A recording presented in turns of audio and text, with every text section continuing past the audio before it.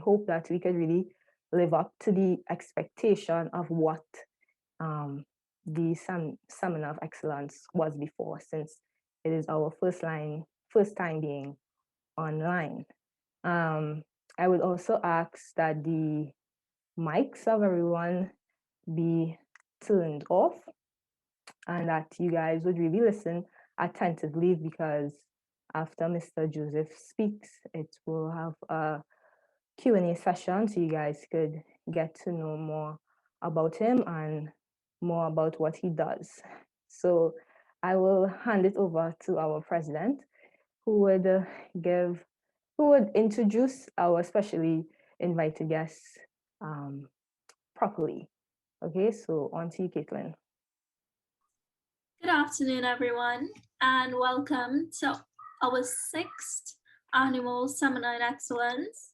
So this year, our featured speaker is none other than the excellent real estate developer, Mr. Joseph Rahael. After graduating from the Wharton School at the University of Pennsylvania, Mr. Rahael has worked extensively in the field of real estate, gaining 25 years of experience in both real estate development and property management, locally and regionally. Mr. Rahael joined ANSA Caribbean Development Limited in 2002, and as managing director, had key responsibility for the planning and completion of some major development projects, such as Price Plaza Chagonas, South Park San Fernando, the Renaissance at Shorelands, and Briar Place, St. Clair. In 2017, he has been an independent real estate developer and consultant, providing consultancy and advisory services on real estate opportunities within Trinidad and Tobago and the Caribbean. Mr. Rahael is also a co-founder of the Superfarm chain of pharmacies, as well as ANSA McAL Recycling Company. He has appeared on the local version of Shark Tank, known as Planting Seeds, and has mentored many young Trinidad and Tobago entrepreneurs. Mr. Rahael is currently the managing director of real estate at ANSA McAL Limited. So, Mr. Rahael, you can. Thank you, Caitlin, for that very kind introduction. Good afternoon, all, and thank you for attending this seminar hosted by the faculty and staff of the Actuarial Science program in the Department of Mathematics and Statistics at the University of the West Indies.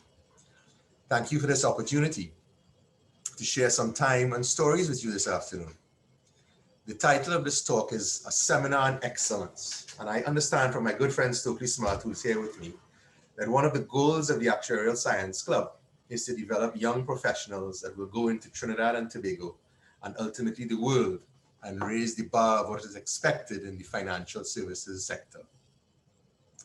You know, when I was asked to speak at this event, I was quite apprehensive because I had not conducted anything like this via Zoom before. It certainly is reflective of a world we live in now due to the pandemic. But then I reminded myself that, you know, the feelings of anxiety and excitement are actually quite the same, right? Sweaty palms, increased heart rate, butterflies in the stomach. So I decided to change my perspective. I started telling myself, this is not something to feel anxious about. Rather, it is something to feel excited about. So one of the themes of my sharing today on excellence will be about perspective and how your perspective or your thoughts about certain experiences will contribute to excellence in relationships, your career, and ultimately your life. When I changed my perspective on the feelings I was having earlier, my outlook changed. I no longer started feeling fear about tripping up and speaking into a computer camera, but rather I started to feel eager to share some of my experiences with you all and hopefully add some value to your lives. So I want to start off with a very personal experience. I have a son named John that was diagnosed with autism when he was a toddler. Unlike most children who would say their first words by age 1, he was silent until he was 5 years old. He used a talking machine to communicate simple things like what he wanted to eat or that he had to go to the bathroom. And as a parent, that wasn't easy to accept at all. I mean, it was extremely difficult to understand and come to terms with. And I was quite depressed for a very long time. And I definitely contributed to negativity around the household. Then I read a story about going on a trip to Italy and how a couple was preparing for a very long time to go to Italy. So they studied Italian, bought all the tour books, they listened to Italian music, and even learned how to cook Italian. And they invested a lot of their life savings on this trip. When the time came, they got on a plane to go on their journey. And when they finally landed and got off the plane, they realized that the plane did not take them to Italy. Instead, they were in Holland. What did they know about Dutch and windmills and cheese? They wanted pasta and pizza. They wanted Rome and Florence, not Amsterdam and The Hague. But there they were in Holland with maps of Italy and feeling totally lost. And yes, they were lost. But slowly they explored Holland and they bought Dutch tour books and maps and they ate Dutch food and they learned to speak the language. And no, it was not Italy, but it was just as beautiful. They realized that where they were, they realized that that's where they were. And they could either sulk and complain about it, or they could learn all about it and embrace it. And they did, and they loved it. So then, yes, I had to change my perspective. My firstborn son, who I had named after my father, was speaking Dutch, and I was speaking Italian. And I had to learn his language, and I had to embrace him. I had to adjust my perspective and look at it as an adventure I had not planned, but an adventure nonetheless. So John is autistic. He's a beautiful, funny, smart, quirky, socially unadjusted young man. But say what? He's my son. So perspective, right? I mentioned I named my son after my dad. Well, my dad has been and still is my greatest mentor. From a very early age, he continuously encouraged me to do anything I wanted, pursue any job, any career, any relationship. He had just one condition, and that is I be the best in whatever I chose. So there was this one time I came second in class in Fatima. I wasn't sure if it was first, Stokely was first, but I was definitely second. But man, I was in cloud 9, second in class. I have brains. So anyway, I went home, proud of myself, couldn't wait to tell my parents the news. And I came through the door and announced, second in class. And my father looked at me and strokes. And I was like, what? He asked me one question. He asked if second meant that I was the best in my class. And well, obviously the answer is no. I was second best. Well, again, perspective, right? I was happy, but he was like, it's not the best. I thought he was too hard on me. But in retrospect, it was that motivation that propelled me to pursue excellence. I actually never came first in Fatima, but I came to realize that pursuing excellence isn't a result, it's a journey. It's a series of acts that contribute to excellence. So that brings me to another theme that I'd like to share today, and that is on developing good habits to gain excellence. Many people see successful people and marvel at how in heaven's name did they become so successful. And what they don't see is the habits behind that success, right? There's an actor, his name is Eddie Cantor, and he famously said once that it took him 20 years to become an overnight success. And that's true, right? We see the success, but what we don't see is the hard work that goes into it. Now, yes, sure, they are the few that are lucky and are in the right place at the right time and win the lottery, but there is no long-term substitute for consistent, positive habits to build excellence. I mean, think of the person who goes to the gym and eats healthy every single day. And one day you look at him and her and you go say, oh, whoosh, boy, where that body come from? Well, it didn't go from going to the gym once a week and saying he or she is going to eat healthy and put off eating healthy until tomorrow. Nah, it meant making the healthy choice every time, not sometimes. every time. Or think about when you go to the dentist and he says you need to floss. He doesn't say go home and floss once and check me back in 6 months. He says that we need to floss every day to maintain healthy teeth. You see, it's the incremental added value that you practice every day that amounts to an excellent career or relationships. Tell your mother or your spouse that you love them. Not once in a while when you feel you love, but rather tell them every day. Do something kind for them every day. Something small, but kind, every day. It will fill you up and make your relationships excellent. Even when you're vexed, do the kind thing. It's not easy, but most excellent things take work. There's a Japanese concept called Kaizen. Kaizen, Kaizen.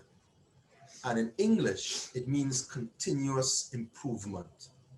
The car company Toyota actually has made this very famous. And when you guys have time, you can look it up on the internet and so on. Toyota has really pioneered the concept of Kaizen. One of the fundamentals of Kaizen is that it happens very quickly and usually without much planning. As soon as something is found broken or incorrect, quick and immediate measures are taken to correct the issues. The measures are generally small and easy to implement. However, cumulatively, they have a huge impact. There's a saying in Arabic, and I can't say it in Arabic and my father will not be too proud, but in English it says that a hair from here and a hair from here would soon make a beard. In Trini parlance, we'll say drip, drip does fill bucket. So the lesson here is quite clear, right? Spend some time every day doing something that would lead to continuous improvement in your life. I can give some examples. Study a different language, spend 50 minutes a day on it. Take the stairs instead of the elevator at your work for a health boost. Call your parent or your grandparent every day. And most importantly, every day, floss. A lot of successful people get flack from others.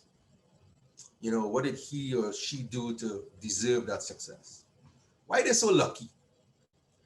And that's unfortunate because most successful people have put in the Kaizen to get that success. Another good perspective would be to think that the reason people attain success and maintain success is because they provide some kind of value to others. No one really gets rewarded unless they provide some kind of value. You won't get paid a salary unless you provided value to your employer. Or your product won't be purchased if it didn't provide value to a potential customer. So think about what value am I adding to the world, and then apply Kaizen to it. So in other words, continuously add value to what value you currently add, and I can almost guarantee you will attain excellence.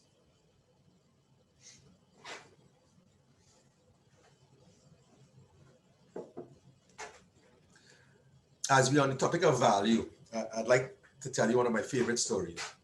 And it was told to me by my father about a real life experience that happened to him. So my dad and his siblings grew up with their parents renting a very small house in Arima in the 1960s. It was one of those houses that had the bathroom outside the house. I mean, yeah, a long time ago, right? Anyway, my dad always dreaded taking a shower in the morning because there was no hot water. It was a cold shower and he would shiver and freeze coming back into the house. Anyway, one day, one of his friends told him about a water heater and that it would do well. And well, my father was ecstatic. I mean, a hot water shower? Yeah. So he went to his dad and was like, Dad, we need to get a hot water heater for the shower. Well, my grandfather listened and said, well, okay, go find out the price of a water heater. My dad went and got the price and came back all happy and told his father it was $100 for the water heater. Remember, it's the 1960s. So my grandfather gave my father $100 and told him travel into Port of Spain, go into a particular store and buy $100 worth of clocks. My father was like, what? Clocks? What clocks have to do with a water heater? But his father said so, so it's so. My dad went into Port of Spain and bought 20 clocks wholesale at $5 each, and then took them back to his father at their house in Arima. And my grandfather made him sit outside on a table with a sign that said, clocks for sale, $7 each. Well, it took my dad about 2 weeks to sell those 20 clocks and make $40 profit. Every day, habit, my dad would go to that table and perfect his sales pitch, Kaizen, and sell clocks that otherwise people would have had to travel to Port of Spain to buy, value. But he did it.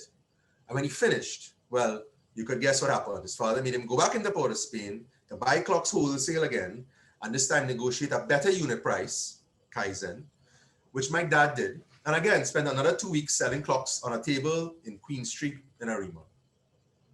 Well, after a long 4 weeks and many more cold showers, my dad finally had the $100 profit to buy the water heater. And my grandfather had back his $100 capital. So yes, there were positive habits, there was Kaizen, and there was value added.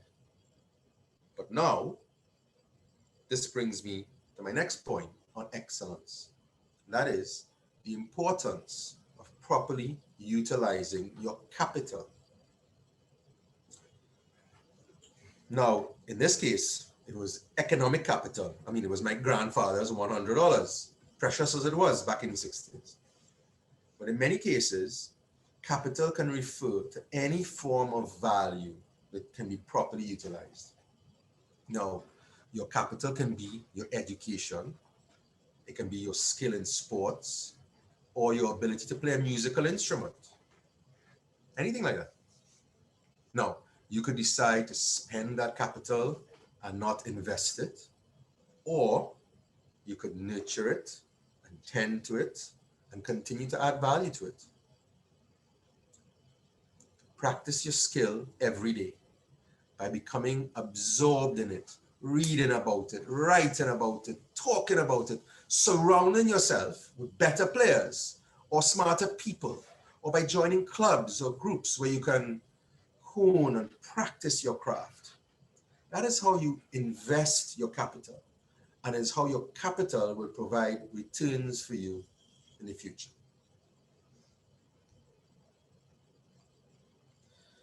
You know, having said all of that, right, there are times when no matter how many good habits you have, no matter how much value you add, no matter how well you invest your capital, there are times when things just simply do not work out as planned.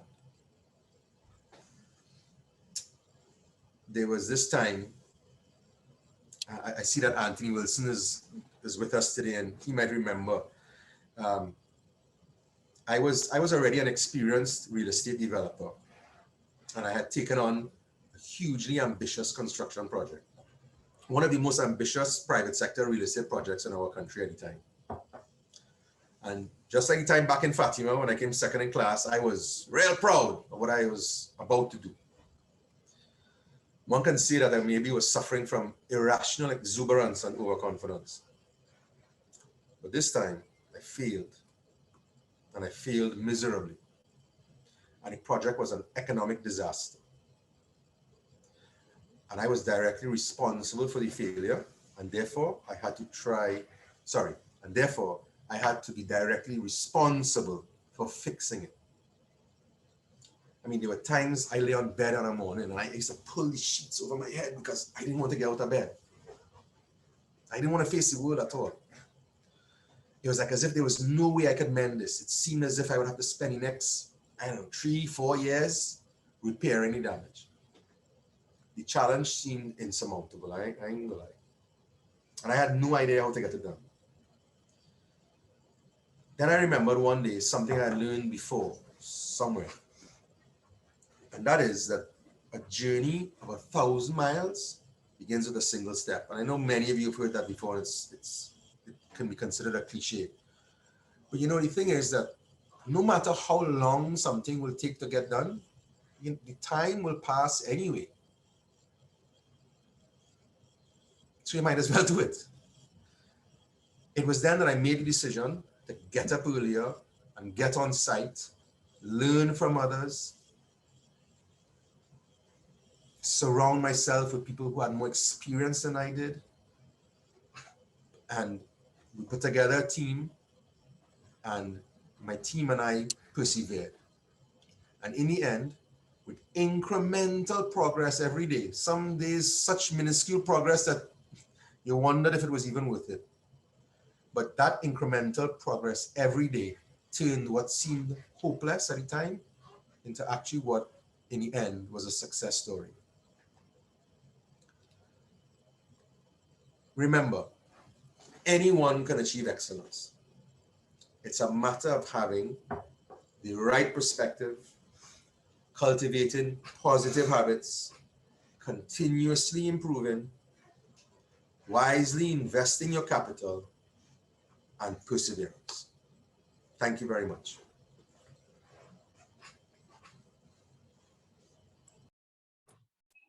Yay. Okay, thank you for that, Mr. Rahael. That was an amazing little speech you had there. So now we're gonna do a question and answer segment. So if anyone has any questions for Mr. Rahael, you can either raise your hands or you can send them in the chat.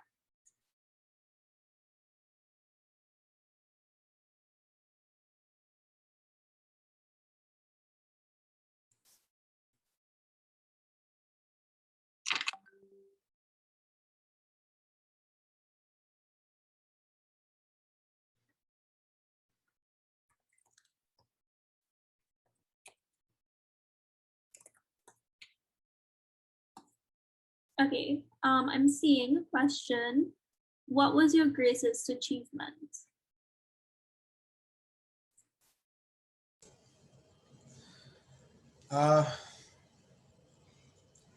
Honestly, I've never actually thought about it.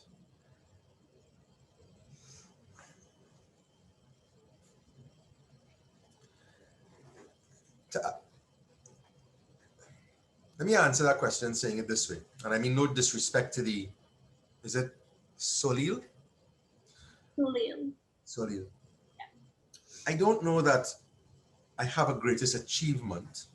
I think that as humans, we get the opportunity to constantly achieve. And I suppose to want to continue to try to evolve, we have to build on whatever achievements we had the experience in doing on our journey and continuing to build on it. So to answer your question, I think my greatest achievement is actually recognizing that this journey is about continuing to evolve, continuing to grow, continuing to add value, and continuing to become the best version of yourself.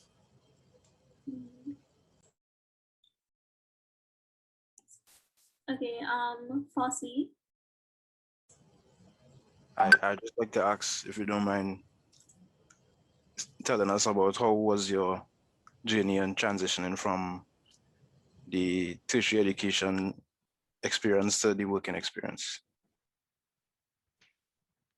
Right. So I went to university in Philadelphia, the University of Pennsylvania, and I studied. And when I got there, I wasn't sure what I wanted to do, to be honest. So I studied a bunch of different things, and then I can't remember, to be honest, how I came across a book that I was reading, and it was about real estate development, and it caught my fancy, and I decided that was something that I wanted to pursue. So I studied real estate development and finance as a double major at the University of Pennsylvania. And then right after that, I got a job in Fort Lauderdale in the US. And I mean, I had I had a double major degree from a big time university. And my first job, I went off and I was doing construction. I was pouring concrete and painting the side of a wall. And at first I was like, what am I doing here? Right? But I'll tell you something, in hindsight, it was that moment or those series of moments that allowed me to recognize what needs to be done from the ground up in order to build a successful building, and to appreciate all the elements and all the facets that go into development. So it coming out of my tertiary education and going into the working world was a little bit of a shock, to be honest, at first. But then as I continue to apply myself and learn and grow, it became second nature. I tell people now that I don't work anymore. Doing real estate that's a joy. When I get up in the morning, I view it as I don't view it as work. I view it as something that I do. Does that answer your question? Yes, it does. Thank you. Okay, Shavana asks, how do you stay motivated on a daily basis? Well, full transparency, Shavana is my wife. So I think she's fishing for me to say, but I have this wonderful wife at home who keeps me motivated and keeps me happy. How do I stay motivated on a daily basis? I think I do something that I love. I'm passionate about what I do. I was very fortunate. From a very young age to stumble upon something that I was able to make into a career, and the motivation then comes. I don't have to seek the motivation because I'm doing something that I'm already emotionally attached to that I enjoy. So I guess coming out of that statement, my advice can be to spend time looking for and chasing something that you become passionate about. And now it doesn't always have to be your career. It could be anything that you get a significant amount of joy from doing. And then you don't have to worry about what do I need to do to be motivated, because it will flow from the activity that you're performing. That's a good answer. Does the lack of financial resources or strong family support affect your ability to inculcate Kaizen? No, I think Kaizen, as I mentioned, is a philosophy. It is a mindset. It's a perspective. It's something that you say to yourself, all right, how do I today become a better version of myself than I was yesterday? If I'm in, so I'm in real estate, how do I make the next building that I develop, the next community that I develop, how do I make it better than the one that I did before?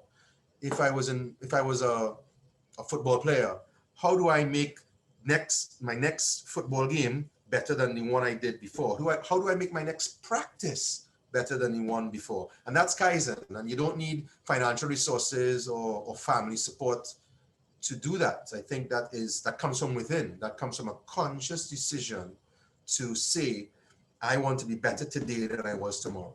I want to do something better for my product, for my family, for my career, for my skill, for my hobby than I did yesterday. Yes. What advice can you give for achieving success during a pandemic? Well, there's so many people who have achieved success during this pandemic. I mean, some people who were already in the digital arena have done remarkably well. Some people who were in types of businesses that were considered essential have done significantly well. On the flip side, there were folks who have not, right?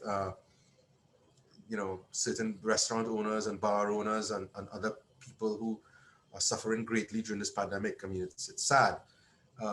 But to succeed in the pandemic, as in any other challenging economic time,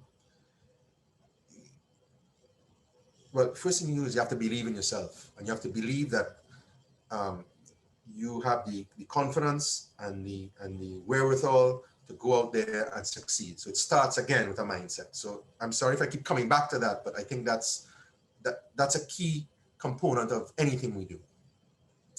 I have seen people in this pandemic who were involved in traditional businesses that may have been not doing well. I have seen them turn to, you know, the digital arena, food delivery, all sorts of different home delivery type options.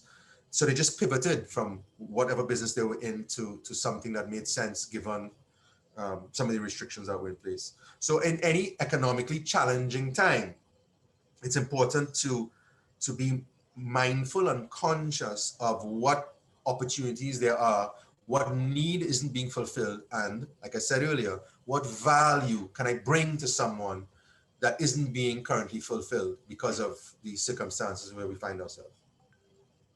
Yes, it's really about like self-motivation, basically. Yes. What is the best way to figure out what you want to pursue as a career? Like, how do you find your passion? Right. Try plenty things. Right.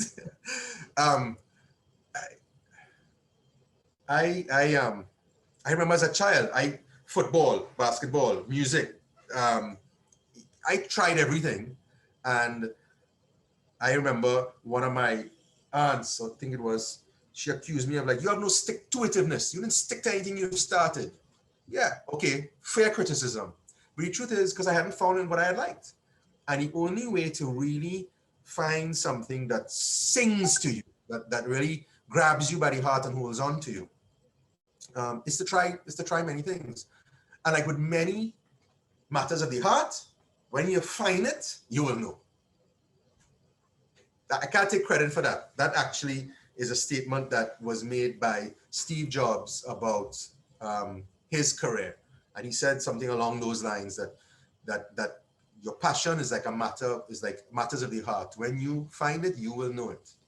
So try many things, pursue many things, and there'll come a point when you will know that this is for you. Yes. Just continuing on that note, I have a quick question. Yeah. So Joseph, I know a little bit of the history. So you were unusual, certainly when you were at Fatima, in the sense that you were one of the. Sorry, can you all hear Mr. Smart? He's here in the room with me. Yes. Yeah. Right. So you did very well academically at Fatima. At O levels, you were one of the top 2-3 students in the school. And throughout your career at Fatima, you also represented the school at football with the under 14 and under 16, and at the first 11 level. Did you just speak up? At the first 11 level. So you had the ability to find a balance between academics and extracurricular activities. Right. And a lot of our students here who are at Fatima, the high school students, and also students in our program who have a really challenging curriculum of studies. If you could maybe give them some insight into how you were able to manage that balance between work and, right. and work and play, really, sure. Or hobbies. Sure. I actually think it's hugely important to find a balance, because, now having said that, there are times in your life where you ought to focus on what you want to achieve success in, and sometimes you need to block out distractions. So I think it's fair to say that if you're focusing on your studies, it's okay to focus on your studies for your 2 or 3 years or whatever. If you're focusing on your football career or your dancing career, it's important to put any time and effort and energy and block out the distractions that can pull you away from those things. Having said that, though, to do that well, you need a certain amount of emotional energy to stay on course. And each person needs to understand what they need to do outside of what they're focusing on to restore that balance and restore that energy that will allow them to focus on what they're doing that requires the focus. And that, I think that's different for different people. So some people can find a restoration of energy in religion or in a partner, a relationship that is healthy. They may find it in playing sports. They may find it in exercise. So I think it's important to recognize what is your goal, what is your main focus, and dedicate your time and energy to that for a period of time.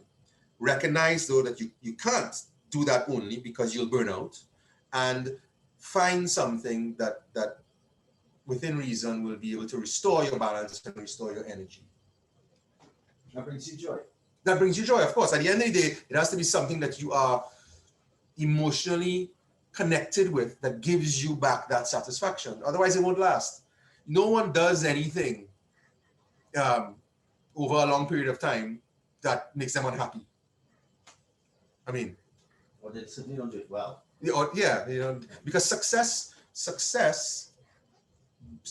breeds success. Huh? When you are successful at something and you get that joy and that feeling of accomplishment, you want more of it. So you chase that, and nothing's wrong with that. That it's that kind of motivation that it's that kind of emotional connection to the activity that keeps you motivated without you having to think too much about it. Yeah. Like when you do what you love and you love what you do, you always be successful. Yeah, but it becomes easy to be motivated. It's not hard work. Yeah. I see Mr. Wilson has a question. Mr. Wilson, you can unmute your mic and ask.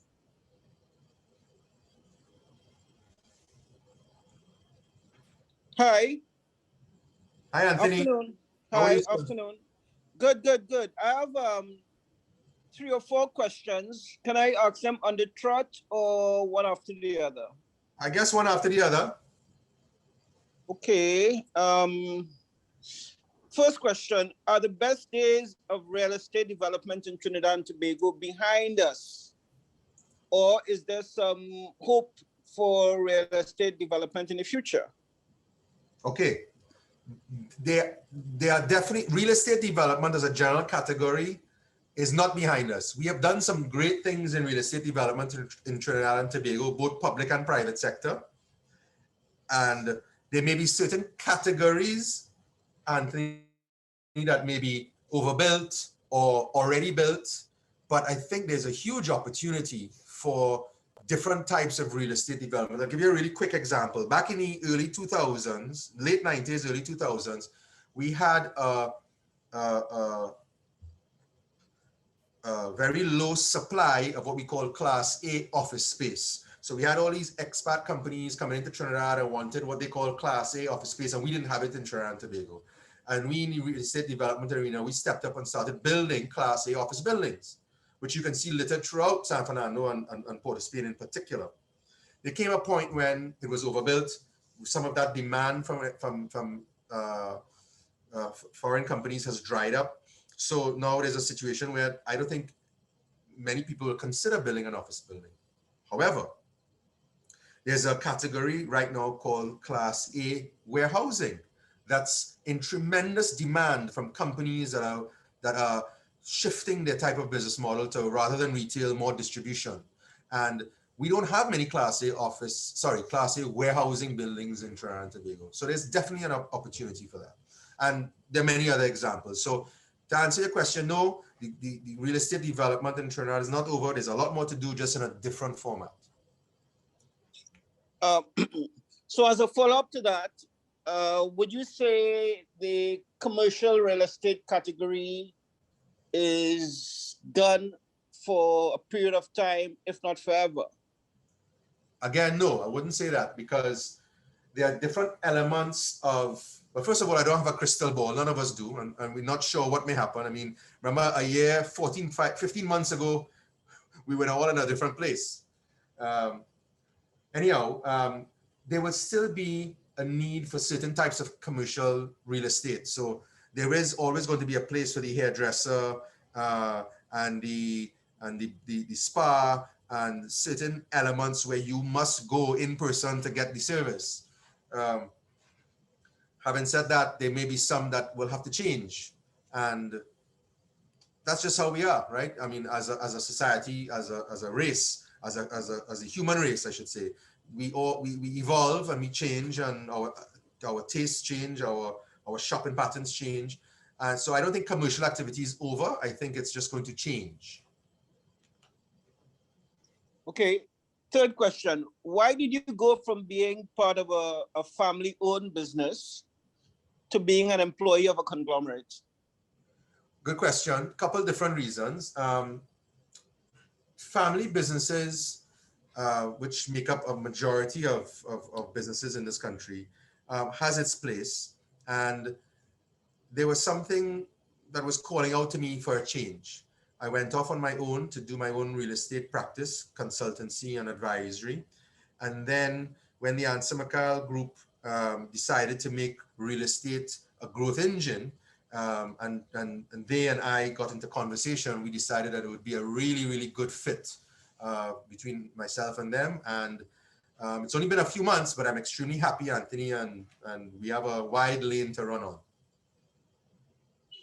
Yeah. Is ANSA McAL looking at real estate developments in Guyana, which everybody says is the 21st century hotspot in the Caribbean? Short answer is yes, of course we are. We're looking for we look for real estate opportunities wherever we can find them, and yes, certainly Guyana is the next. No question about it.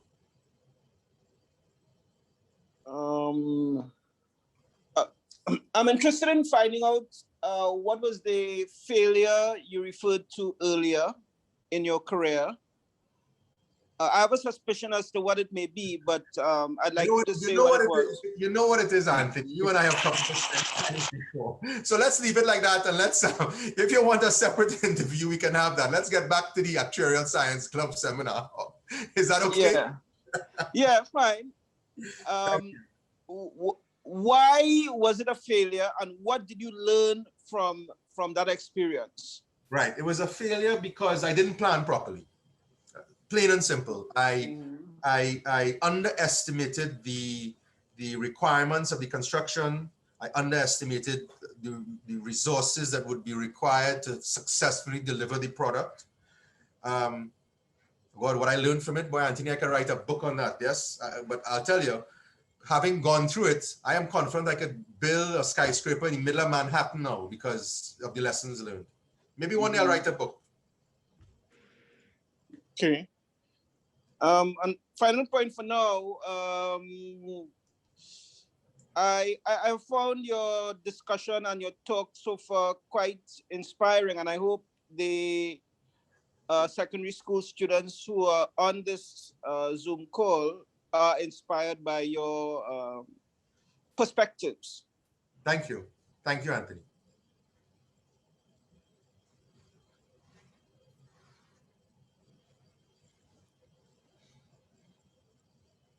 Any more questions? Hi everyone. A quick question. Going back to what Fossey asked about the transition from tertiary education to career.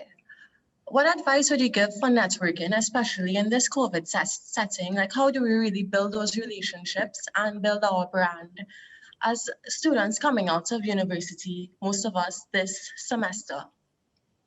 Gabriella, you all might be more equipped to answer that question than I am, because you all are so good at the social media aspect, right? The LinkedIn and the Instagram and the Facebook, that I am still only treading water as far as that's concerned.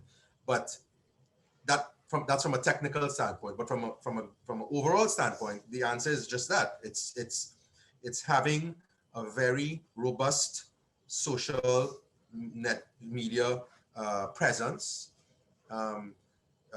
getting yourself heard, getting yourself known out there. So that's from a networking standpoint. Now, I want to tell you that no matter how well you network, unless you have something that can add value, then whatever networking benefits you gain will be very short-lived, because you could be the best networker in the world, but if you can't, on a very sustainable and continuous basis add value, whether it's to an employer or to your own business or to a product line or whatever, then you are not going to be extremely successful. So having said that, coming out of tertiary education, hone your skill, focus on developing your skill, focus on honing your craft and building on your experiences and learning from them. So that way, when you start a network, you have a tremendous amount of value to offer. Okay, great. Thank you. You're welcome. Okay, someone wants to know, how can you implement actuarial science within the real estate industry? Okay, good question. I don't know. I don't have the answer. I can tell you this though. Actuarial science, from what I understand, is a lot about statistics.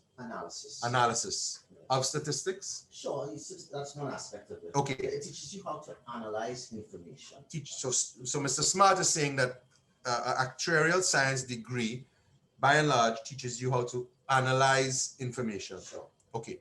Now, that is hugely critical in any realm, in particularly as well in real estate. I'll give you an example. When Mr. Wilson asked earlier about real estate development and whether or not commercial space is dead and so on, and I gave the answer about there was a demand for Class A office space back in the late 90s and early 2000s. And I said that, you know, there was an oversupply, meaning we real estate developers ended up overbuilding the amount of Class A office space that was actually required. If we had relevant data and if we assessed that data correctly, we would not have made that error. And we would not have found ourselves in a position where there was an imbalance of supply and demand. So if we knew, for example, what was the total amount of office square footage available in let's say a 2 or 3 or 5 mile radius around Port of Spain, if we knew what the income and demand were in certain market segments like financial, insurance, banking, and so on, we would have known, all right, we can project that this X amount of square footage is going to come on the market. There's so much supply that already exists. We know we can put on X amount without there being an impact on disequilibrium in the demand and the supply. We would have made better informed decisions. So that's predictive analytics. Predictive analytics. Which is an aspect of what we do. Which is an aspect of actuarial science. Yeah. So I'm hoping that answers your question. So one may not think that actuarial science and real estate development is a cohesive connection, but in some ways it can be. In many ways. In many ways it can be, Mr. Smart is saying. Yes, thank you for that. You're welcome. Do we have any other questions?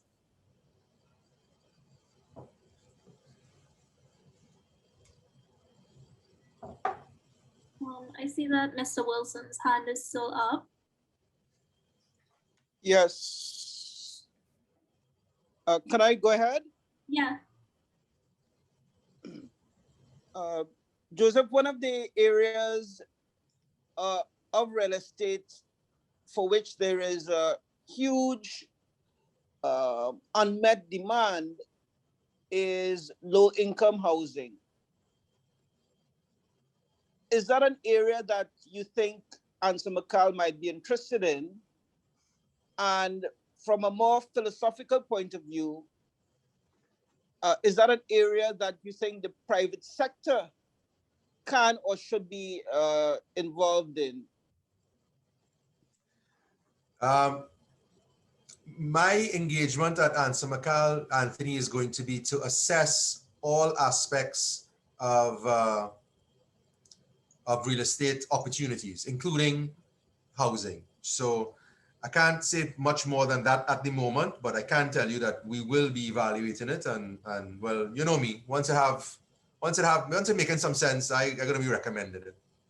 From an overall private sector standpoint, yeah, the answer is absolutely. I think the private sector has a significant role to play in the provision of low to low middle income housing. Having said that, the role that the government needs to play is one of facilitator. And we have tremendous blockages in the arena of approvals and so on, that the government and private sector need to sit and hammer out, how do we make this thing less bureaucratic, more streamlined, and easier to adopt, so that the people who are best suited to deliver the product can go about that without too much interference.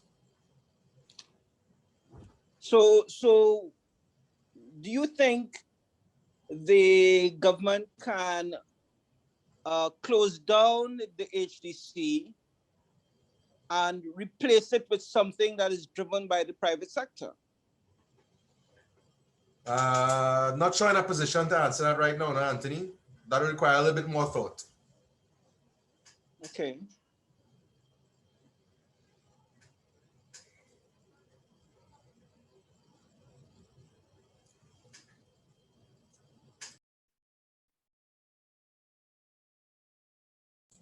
Caitlin, any? Yes. Tahira asked, what advice can you give when motivation gets low? What advice you can give when motivation gets low? Take a nap, go for a walk, go play a sport that you enjoy, call your mom, have a chat with her, tell her you love her. Anything that kind of distracts you for a bit, takes your mind off of things, fills you up in some other way, restores that energy, anything like that. Watch a good movie, go to your partner and tell them you love them. I know it sounds simple, but it really works. Okay. Any more questions?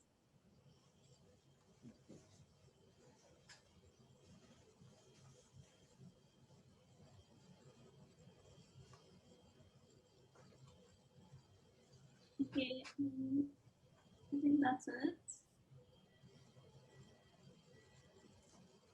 I'm not seeing any more questions.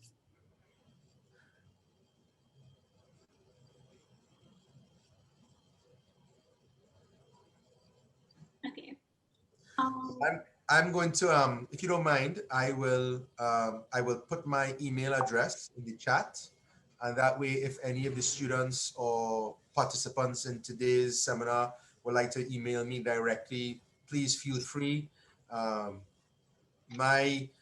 One of my goals, one of my hopes and aspirations as I continue to get older is to continue to provide advice, feedback, any kind of mentorship to anyone who is interested in getting it. So I will leave my email address, and anyone who wants to reach out to me, please feel free.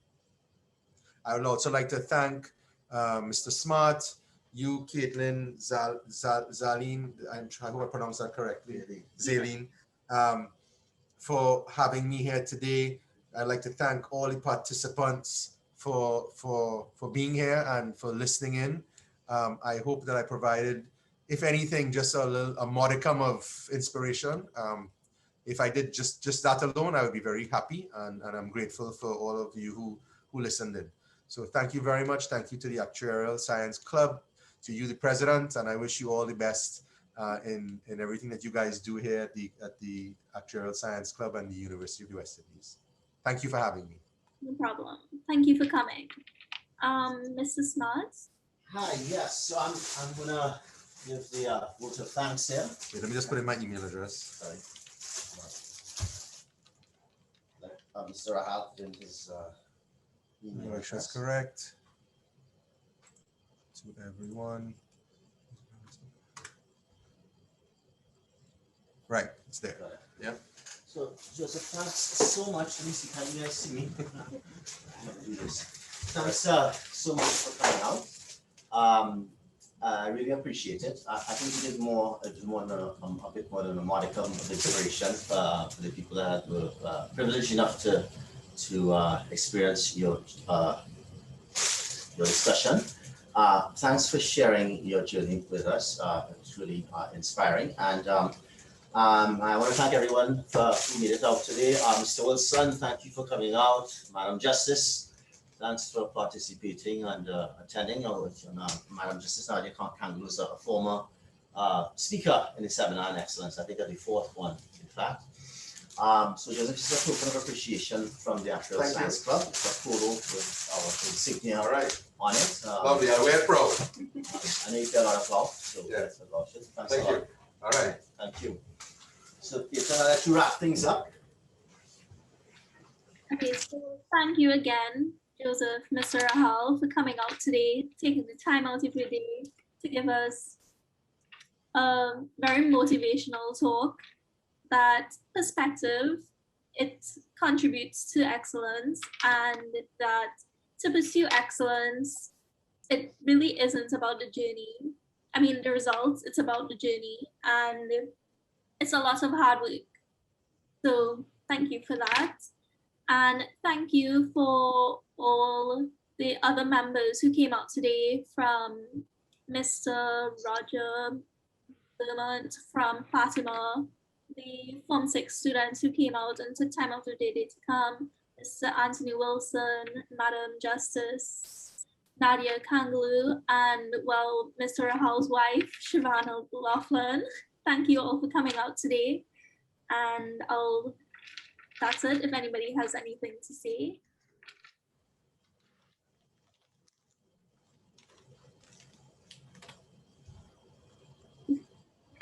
Okay, so I'm gonna end the meeting here. So bye, guys. Thank you, everyone. Bye-bye. Thank you so much. Bye. Bye-bye.